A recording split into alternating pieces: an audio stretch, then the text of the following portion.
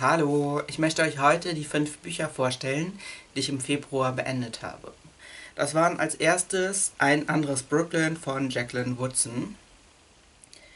Dieses Buch handelt von August und ihren 3 Freundinnen, die, wie der Name schon sagt, in Brooklyn aufwachsen. Es geht also um ihre Träume und auch um ihre Kämpfe in ihrer Jugend. Mir hat besonders die Art, der Ton von der Erzählerin gefallen. Ich weiß jetzt nicht, ob ein Absatz das rüberbringen kann. Ich habe trotzdem einen herausgesucht, weil der auch so ein bisschen zusammenfasst, worum es in dieser Geschichte geht. Mein Bruder und ich wuchsen zwar ohne Mutter, aber dennoch wohl behütet auf.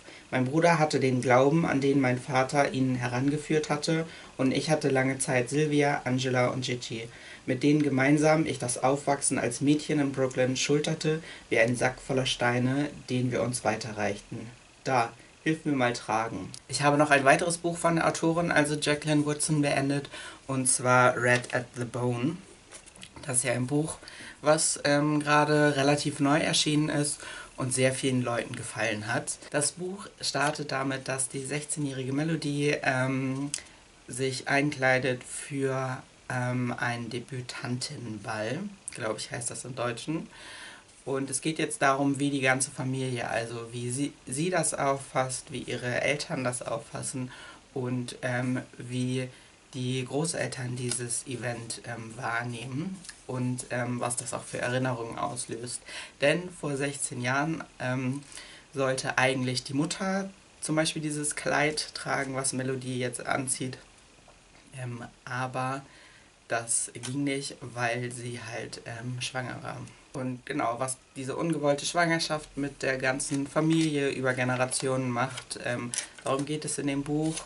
Und was noch ein Aspekt war, der so recht selten in Büchern und Geschichten vorkommt, jetzt aber im Februar tatsächlich zweimal in meinen Büchern passiert ist, eine Mutter, die quasi ihr Kind verlässt. Ich fand das Buch auf jeden Fall interessant. Ich vermute aber, dass ich so einige Charakterdetails und Beziehungsdetails und all sowas verpasst habe, weil ich es einfach als Hörbuch gehört habe und zu dem Zeitpunkt nicht so super konzentriert bei der Sache war.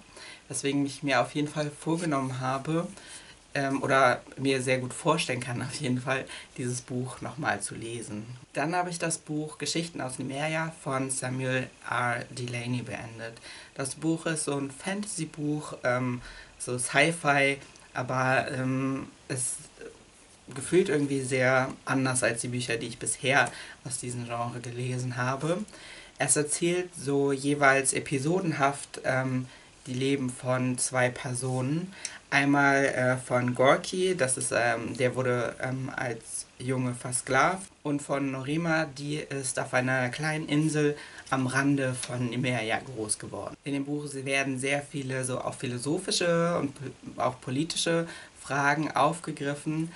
Besonders 2 Themen haben mich dabei sehr überrascht. Und zum einen war das Geld. Also es gibt Überlegungen, wie eine Gesellschaft ohne Geld aussehen könnte und wie diese Gesellschaft sich verändert, dadurch, dass Geld dazukommt. Und aber auch darum, dass Geld generell unser Denken sehr prägt und wie wir dadurch bestimmte Dinge einfach nicht verstehen können, weil Geld das Denken halt so strukturiert hat. Und es geht auch um Sexualität, also um Machtdynamiken und Gewalt auch dabei.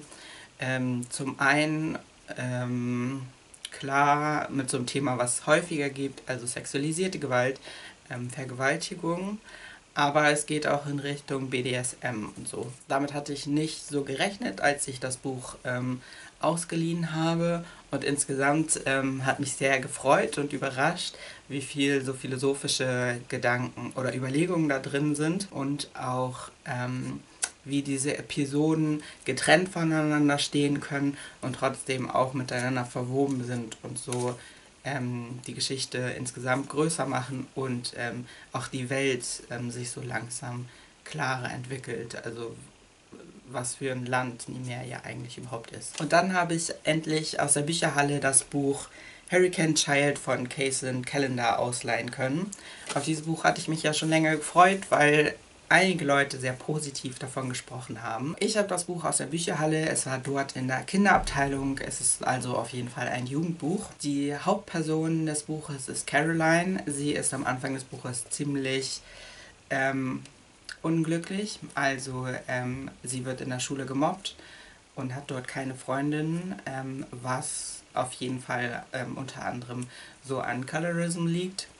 Dann ist das hier die zweite Geschichte, die ich im Februar gelesen habe, wo die Mutter ihr Kind verlässt. Also sie genau, wächst auch bei ihrem Vater auf, hat ihre Mutter aber auf jeden Fall kennengelernt. Was sie auch noch von anderen Kindern unterscheidet, ist, dass sie sowas wie Geister sehen kann und sonst niemand, von dem sie weiß, auf jeden Fall. Diese Einsamkeit, die sie erlebt, verschwindet, als sie eine neue Klassenkameradin bekommt, und zwar Kalinda.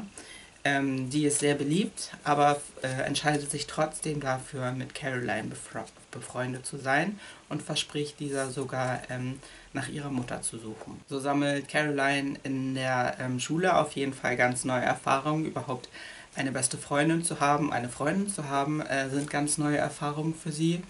Und sie verliebt sich auch in Kalinda. Mir hat besonders dieses Rätsel um ihre verschwundene Mutter sehr gut gefallen. Das Non-Fiction-Buch, was ich im Februar gelesen habe, war Hänschen klein ging allein, Mein Weg in die neue Welt von Hans-Jürgen Massakoy. Das ist die zweite Autobiografie von dem Autoren. In der ersten Autobiografie ging es um seine Kindheit und Jugend in der NS-Zeit in Hamburg. Und also hauptsächlich. Und jetzt in der zweiten Autobiografie geht es darum, dass er über Umwege dann in die USA ausgewandert ist und dort dann einer der Chefredakteure von der Zeitschrift Ebony geworden ist. Das war jetzt nicht so geradlinig, dass er dahin kam und das dann sofort geworden ist. Genau, es war auf jeden Fall für ihn als schwarzen Migrant in den USA schon sehr viel schwieriger und Glück musste mitspielen und generell sehr, sehr viel Arbeit. Seine Geschichte ist immer wieder unterbrochen von kurzen Abschnitten, in denen er verschiedene bekannte Persönlichkeiten beschreibt, die er durch seine Arbeit bei Ebony getroffen hat. Zum Beispiel Malcolm X oder auch Diana Ross oder so. Dabei bei den Beschreibungen von diesen Persönlichkeiten hält er sich ziemlich an so auch den Hauptgedanken von Ebony, und zwar, dass weiße Medien quasi schon genug schlecht über Schwarze schreiben, dass jetzt er eigentlich sehr positiv und auf jeden Fall sehr offen den Menschen gegenübertritt, die er durch die Arbeit kennenlernt, und so stellt er auch die allermeisten Menschen, die er vorstellt, beschreibt er auf eine sehr verständnisvolle, nette Art und Weise. Ich fand das Buch sehr gut geschrieben, thematisch auch gut sortiert. Und zum Beispiel, dass immer mal wieder so kurze Abschnitte über diese Persönlichkeiten, die er getroffen hat, drin waren, die in sich abgeschlossen sind, wurde auch so eine Langatmigkeit, so was Zähes, was Biografien generell öfter mal haben, ziemlich gut verhindert. Das waren die Bücher, die ich im Februar gelesen habe. Wenn ihr Fragen dazu habt, stellt sie mir auf jeden Fall gerne. Ich rede gerne noch länger über diese Bücher. Wenn ihr diese Bücher gelesen habt, dann würde mich auf jeden Fall auch eure Meinung dazu interessieren, was ihr dabei gedacht habt.